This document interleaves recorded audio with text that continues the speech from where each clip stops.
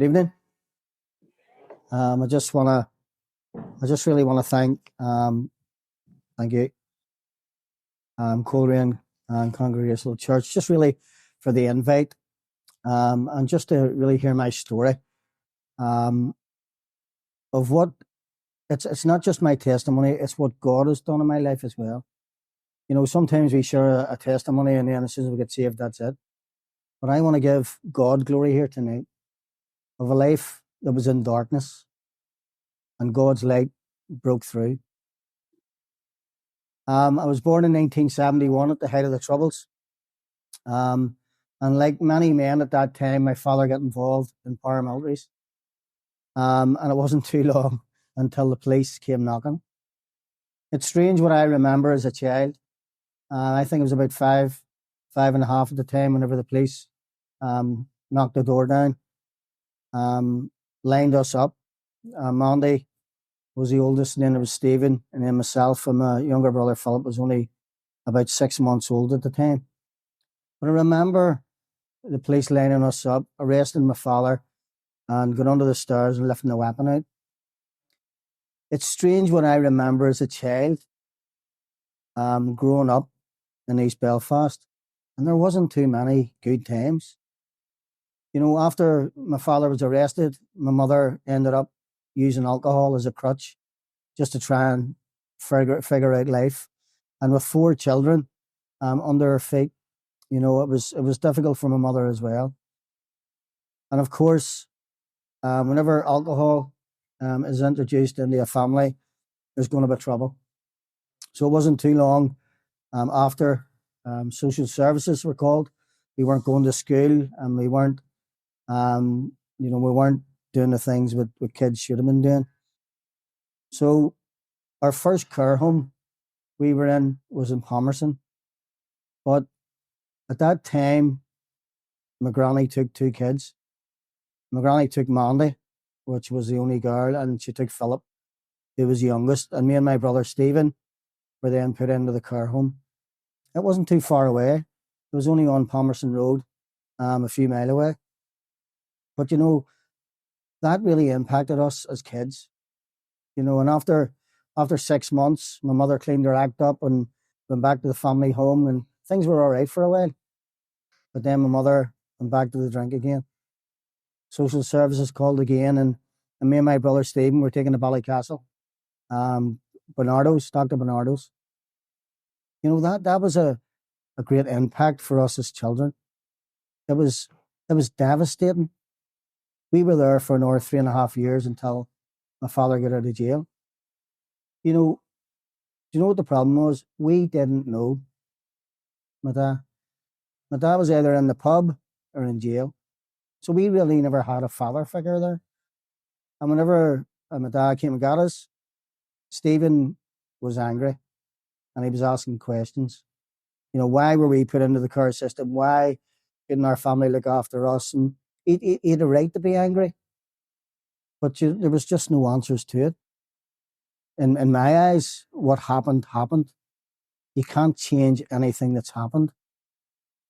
You know, so from a very young age, our family has been ripped apart. It's been broken.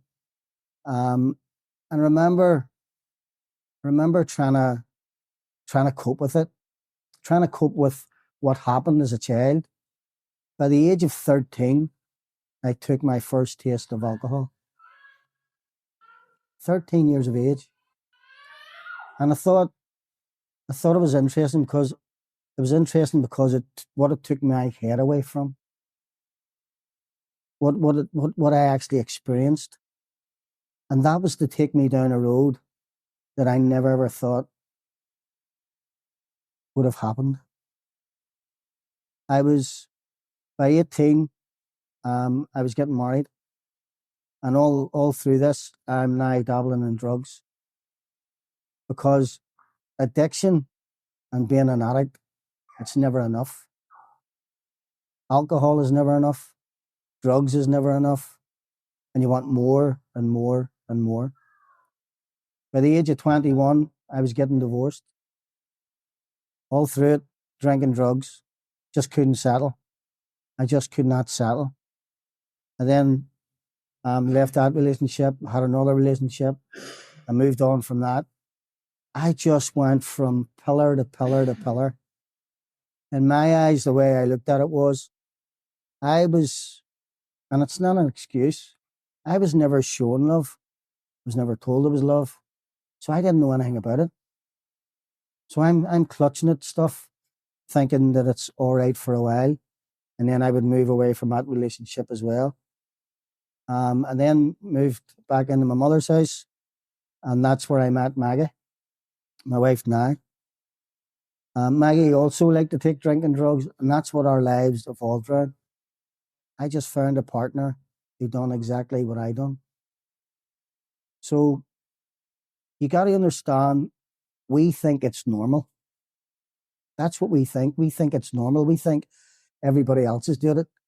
But the word, it was just the people that we were hanging about with were doing the same things. So, as I say, drugs were never enough. Started with alcohol, cannabis, and now we're taking cocaine, and it's the worst. If you had looked in and seen us, you would have thought we had it together. We had a roof over our head, with jobs. But what we were was functioning addicts. We worked for our addiction. We worked for our addiction. So we didn't see any problem. We did not see any problem with what we were doing. But you know, it started the weekend. And then it was getting longer. Then it would have went into Monday. And then Tuesday. In the midst of this, 7 years later, we decided to get married. And that's what we kept on doing, taking drinking drugs. And then Maggie fell pregnant with her first child, Courtney, and she stopped drinking. She stopped taking drugs. She stopped smoking. And in the midst of this, my brother Stephen's addiction is rife as well. Couldn't cope with the past. I remember every time talking to Stephen, he always brought up the past. And I said, Stephen, you need to leave it. You need to leave it. And every time Stephen spoke about it, he drank more. He was depressed. There's no doubt about it. There was one time that Stephen's fiance phoned and says, listen, he's not well. And we went down to his flat and there was blood everywhere. And I thought somebody had bit him or something. And I says, what's wrong? I says, where has he been stabbed? He says, no, he's bleeding on the inside. And I remember saying to his fiance, have you phoned an ambulance? No. I says, well, you need to phone an ambulance. So they phoned an ambulance. Stephen ended up in intensive care for 3 days, 7 units of blood to put in him. And it was crazy. It's crazy because you never ever think it's going to come to your door. So after 3 days, Stephen starts to come around a wee bit. He starts to come around, but he's jaundiced. There was a nurse there that said to me, Ricky, how he's come through us is beyond me. But if this happens again, there's no way that his body could take it. So we were up at the hospital, and the nurse says to me, can you tell me what's wrong with your brother? And I'm thinking, well, what do you mean? He was found in the top of the hospital roof. And it was the time that the army were here and they seen him from the helicopter and they get in contact with the hospital. So what they were saying to me was, is he mentally ill? I thought it was wet brain. I thought it was to do with alcohol. And I'm thinking, this is not good. So I said to the nurse, I says, I don't know. I says, he was in intensive care for 3 days. I says, 7 units of blood you put in him. I says, I don't know. I says, I thought he was okay or getting better. Now, I don't know what it was that they gave him, whether it was antibiotics or whatever. But Stephen was starting to feel better. His mind was starting to come back. And I remember going up to pick him up, to take him home. And as I say, I'll never forget what that nurse said, you know, how he's come through us is beyond me. And I remember taking Stephen home, and you know what? He wanted to change his life. Stephen was a great painter and decorator, but whenever he was putting paper up, if he was sober enough, you got it right. But I remember he was papering our bedroom, and we went out that night. We come back in, the paper was good, different angles. So we said, Stephen, you need to change that again. So Stephen wanted to change his life. He says he was going to get a van and he was going to do a paper and dagger. And I says, that's brilliant, Stephen. That's brilliant. The next day, Stephen took bad, and we knew exactly what the outcome was. Stephen was then taken into hospital, and the strange thing is, Maggie's mummy brought Maggie up to hospital that afternoon, and the doctor came around and he says, "Do you want a priest or a minister?" And I says, "No, it's okay." I says, "My mother-in-law's out there, and she's a Christian." So we got Pamela to pray, and whenever Pamela prayed, Stephen slipped into eternity.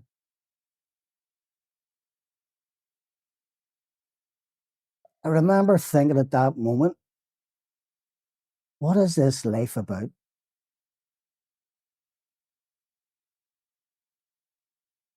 You have a messed up childhood, your life's not that much better, and your dad 36. I then went in to self-destruct. You see, I could cope with a car, the care home. I could cope with my dad being in jail. I could cope with all that. But the death of my brother done it for me. I remember I'm already deeply into drinking drugs, and I'm just getting worse. I am really just a loss for life. I remember really wrestling about Stephen's death, and it just didn't affect me. It affected Maggie, but it affected her differently. Because by this stage, Maggie was now on her second pregnancy with Lauren. And Maggie says, it's all right for me to wreck my own life, but I have two kids here. And I remember I was taxing at the time, and it was just a mess. That's where I done my wheeling and the dealing, and that's where my old life was. Old life had been. And Maggie went to doctors, and they were just really giving her a plaster to put over a plaster, and they were trying to give her medication. She didn't want it. But Maggie's mummy, Pamela, says, listen, there's a girl, Janet, from Stars. If you want her to come around and talk to you, that's fine. Maggie went, yep. Janet came around, had the same life of what Maggie had, and the Lord rescued her. So the amazing thing happened that morning is that Janet led Maggie to the Lord. Now, the hard thing was for her to tell me that she was a Christian. So I was texting at the time, she phoned me and she says, can you talk? And I went, yeah. And she said the strangest thing. She says, I was thinking about becoming a Christian. I says, you're thinking about it? I says, yeah, you aren't. She says, I am. I says, that's brilliant. I says, as long as it doesn't change me and you, that's fine. But of course it was. I was hanging about with my friends taking drink and drugs. My life hadn't changed. Maggie's life had. And there's no doubt that I seen a change in Maggie's life. But I had no desire for God. None. No desire. I was so broken about everything that happened. See, whenever my brother died, everything that I thought I'd put behind me came back like a tidal wave. And the only way that I thought that I could cope is take more drink and more drugs. More drink and more drugs. The only thing is, I had to get up the next morning and live it all over again. Maggie tried to get me to church.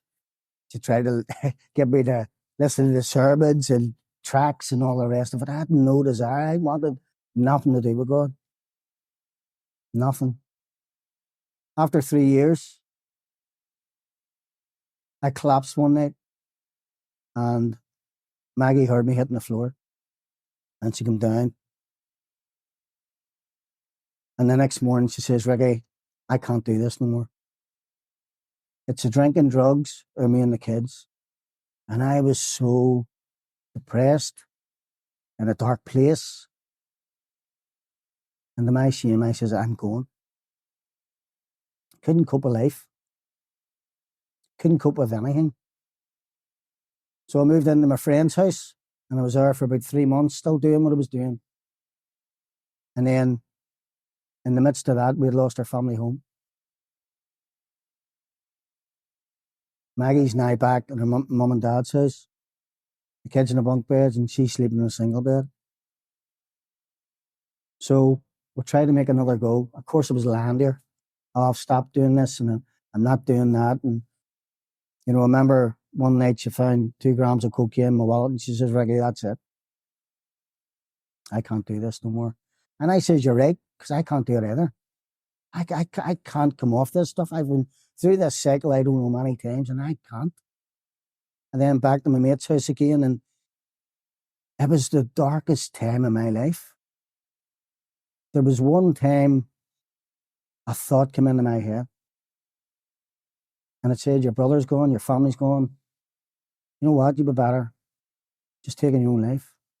And I believed that. I remember about 15 minutes later thinking, what on earth is going on in my head? This has gone above and beyond anything that I could ever imagine.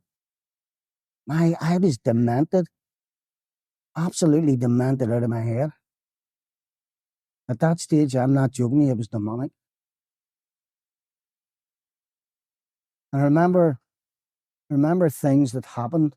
I remember taking so much drugs one night that my heart stopped. And in that moment, I felt myself going grey.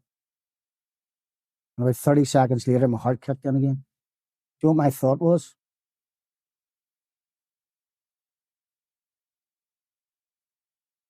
What if there is a heaven or a hell?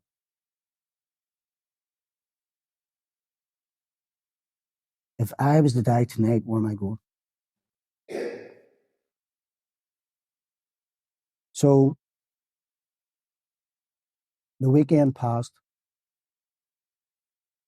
I come up to Maggie's mum's to see the kids. Didn't even know Maggie was in the house. And just as I'm leaving, Maggie comes behind me. And she says, Ricky, I don't care if this whole world is crumbling around me. See, as long as I've got God. And I remember thinking, yeah. It was like a light switch moment for me. I'm going to stay off of drinking drugs. I don't need anybody. I can do this myself. Here we go again. I can do this myself. For the first time in a long time, I hadn't touched drinking drugs over the weekend. Come Tuesday, I am struggling.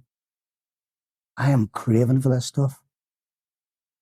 And I push my way through to Friday. Now, Friday is whenever I done my wheeling and dealing. And I pacing up and down the room. I am pacing up and down the room. And I says, I physically, mentally, I can't do this. But if I go to bed early, get up for work early, that's another day over. And that's what I done. Went to bed, set the alarm for 7 the next morning. And you know what? I had the best night's sleep. The best night's sleep. The alarm goes off the next morning and I'm sitting on top of the bed. And there's a whisper and it's different. And the whisper was, trust in the Lord. I remember standing at my feet and thinking, did I hear that? Did I really hear that? And a seed of doubt came into my head right away. But you know what? I says, I heard that. I get down to my knees. This was my prayer. Lord, I don't even know how to pray.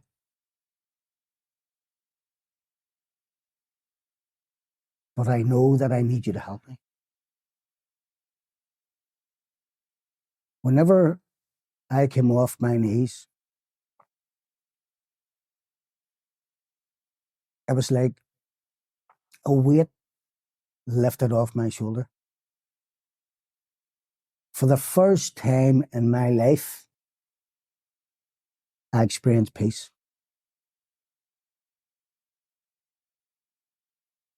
For the first time in my life, I'd experienced release of my addiction. And for the first time, I was filled with the Holy Spirit. Now, I didn't know at the time, but I had experienced something that I'd never experienced before. From the tips of my toe to the tip of my head, I'd like somebody had lifted a house off my shoulders. The peace that I experienced. And I remember going, oh my goodness, what have I just experienced? And I remember pacing up and down, and it was godly. That's the only thing that I could describe. And I remember about 15 minutes later, I says, I must phone Maggie and give her the good news. I says, Maggie, I've just given my life to the Lord. Very good. Put the phone down. Why? She'd heard this all before. Here we go again, she says. But see, whenever she set that phone down, I says, Lord, I am putting my trust in you. No matter what the outcome is, I'm putting my trust in you. And slowly but surely, Maggie was seeing a change in my life. God was making a difference. No doubt. It wasn't done overnight because trust is massive, isn't it? Trust is massive in a relationship. So we took our time and slowly, but you know what? God started to knit our family back there again.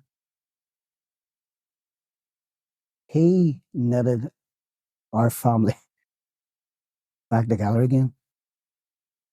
You see, even whenever I had no desire for God, He had a desire for me.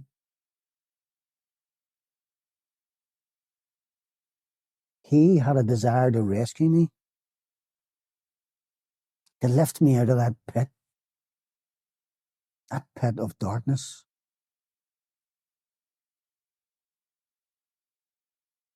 I think it's just powerful. It says in Matthew 11:28, Jesus says, come to me all who labour and heavy laden, and I will give you rest.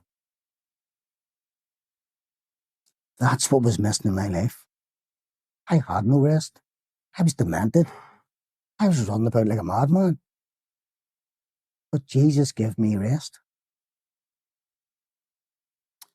There was a guy, it's actually called Rest for Weary Souls. It was written 30 years ago. Thomas Moore wrote a book. It's called Care of the Soul. And in the first sentence of the book, he made the claim that the greatest malady of our time, implicated in all of our troubles and affecting us individually and socially, is a loss of soul. When soul is neglected, he wrote, it doesn't just go away. It appears symptomatically in obsessions, addictions, violence, and loss of meaning. That was me. That was me. Loss of soul. You know, it's powerful whenever God started to knit our family back together again. My old life, God was dismantling. I told you I taxied. I'm not saying God broke my car, but then I had to get another car in the depot and it cost me more money. And remember, me and Maggie were back together again. And remember doing all these hours taxiing, and I had another car, it cost me more money. And I said to Maggie, I says, listen, I've 50 quid, that's what I have all week. And Maggie says, you'd be better off on the brew. And I went, I couldn't. I just couldn't. But you know what? The following week at 40 quid, and I'm outside the depot, and I prayed. And I said, Lord, this is soul destroying. This is putting my head away and putting my trust in you. Phone Maggie, come and get me. What? Come and get me. I'm jacking this in. So I remember getting into the depot, giving my money, giving the keys. And I was, no, I'll do this for you and I'll do that for you. I says, you're not doing anything. I says, I'm done. I says, I'm done. This is soul destroying. So for the first time in many years, I'm doing interviews. I'm doing interviews for Tesco's, and oh my goodness, nerve-wracking. I remember one night, Maggie says, "Listen, there's a job there for Royal Mail," and I went, "That's brilliant." And she says, "Night shift," and I went, "Oh no, all the MRs that I've done, and I don't want to do night shift." And I says, "Listen, night shift." She says, "Ricky, you need a job," and I went, "You're right." Had the shirt and tie on over the next morning, parked in a single yellow line, went in, seen a wee security man. I says, "All right, the parker." He says, "You here for the interview?" And I'm thinking, he's going to tell me I've got the job. I says, "Yes." He says, "It's been cancelled." What? He says, "It's been cancelled. They're coming from England to do the interviews. Did you not get an email?" And with a smile on my face, I said, "No." I was then had a missed call from Industrial Temps, a driving job. I says, "Listen, there's a driving job here. It's for a week." I says, "I'm just out of an interview. It's just been cancelled." I says, "Give me a minute. I'll phone you back." So I let Maggie know. I says, "Did you know that this has been cancelled?" "No, there's a driving job here for a week. Take it." It was only temporary anyway. And I tell you, I was in there for a week, and the guy comes in. He says, "Listen, I'm just going to keep you on to Christmas." And all I could think about it, what God is doing in our lives. That was the end of November. Christmas comes, goes. February, I'm still in the job. It was only meant to be for a week. And it was just amazing. The money was brilliant. Driving the van, weeks flew in. And the mother-in-law throws a spanner in the works. And she says, "Ricky, drop in a minute." She's looking at the manager. I says, "What do I know about a shop?" I says, "I've been driving a taxi for years. I'm driving the van now." I says, "I know nothing about a shop." She says, "Would you not pray about it?" I says, "I will." So me and Maggie went down to see the shop, and the shop was a mess. I mean, we're walking over stuff and round stuff, and oh, I remember laughing. I said, "Lord, there's no way you will be here. No way." You know what?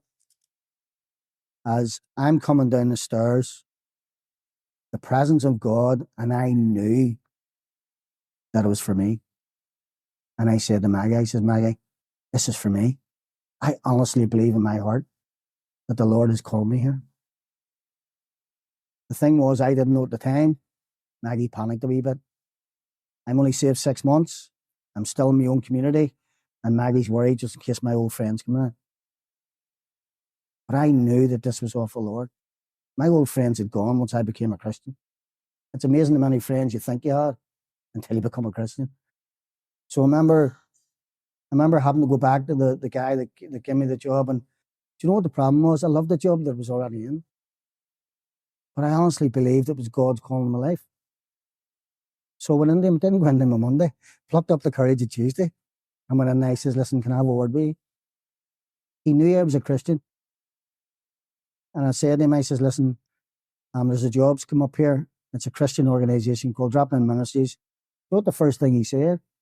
"Is it the money? Is it the money?" He wanted to give me a pay raise. I says, "It's nothing to do with the money." I says, "In fact, I'm getting paid less." And he looked at me as if it two heads. I says, "I'm not going for the money. I believe that this is a calling in my life, and I'm stepping out in faith." "When are you going?" I says, "Is Friday okay?" "Brilliant, Ricky." He says, "I thought you were leaving today." Friday comes, "Ricky, I wish you the best in the future. Great worker."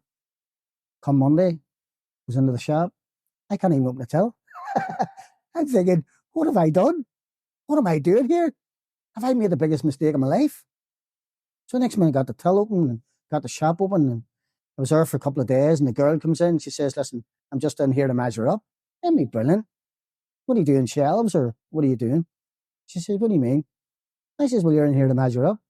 She says, "No, the place has gone up for sale. Did nobody tell you?" And I went, "Sorry, what?" The enemy had a field day. Come and work for Christians. Wouldn't it be brilliant? And I phoned the boss. I says, "Ronnie, what's happening here?" I says, "There's a girl in here measuring up, and it's not for shelves." Don't he say it? "Is it for sale sign out yet, Ricky?" "No. And even if there is, we'll get you another place." And I remember setting the phone down, and I said, "Satan, I rebuke you in Jesus' name." You know why? For sale Simon up, for sale Simon down, for sale Simon up, for sale Simon down. I was there 6 years. 6 years. See, whenever God opens a door, no man will close it. Nobody. You can put all your for sale signs up all you want. Do you know what I loved? That's where my ministry started. People were coming in. I was sharing my story. I was handing out tracts. We're praying for people. It was brilliant. People were coming in. I said, "Do you want a wee cup of tea?" And, what? Do you want a wee cup of tea? Certainly. I was ministering to people. Ministering to people. And then there was a call out in the streets as well. I've been doing that for 10 years. We go out every other Saturday out on the streets of Belfast. There's a need.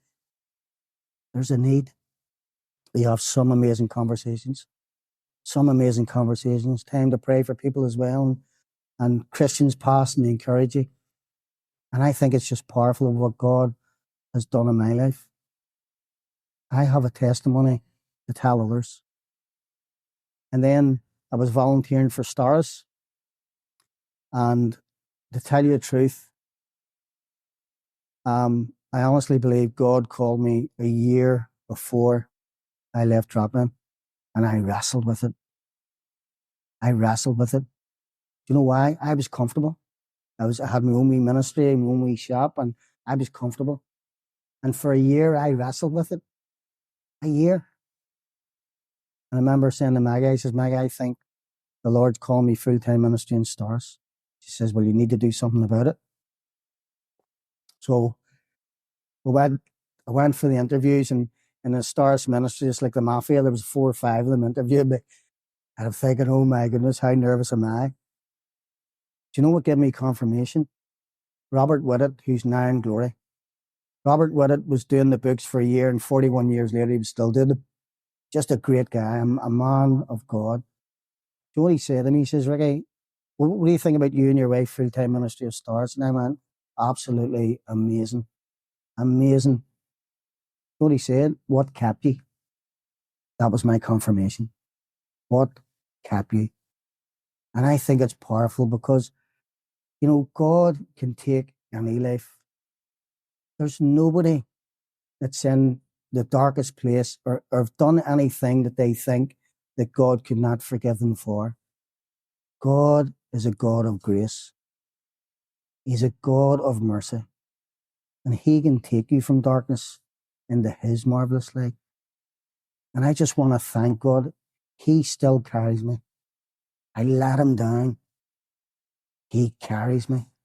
And I think it's just amazing as we come into repentance every time that we do wrong. And I think it's powerful too, because as I say, my old friends left. Do you know what I love about it now? They're still talking about me. Because I can guarantee you now, there was a book done. You'll not last a week. You'll not last a fortnight. 12 years later, the Lord still keeps me. My addiction left that morning, and I've never had the desire for it. No rehab, but God. So I just want to give him the glory, give him the praise of what he continues to do this day. And the people that we come alongside in the ministry of Stars as well. Do you know what we are? One beggar showing another beggar where to get bread. That's all we're doing. We're pointing them to the cross. Why? Stars is actually Greek for cross. And we believe that every need, no matter what you're struggling with, every need is met at the cross of Christ. Thank you.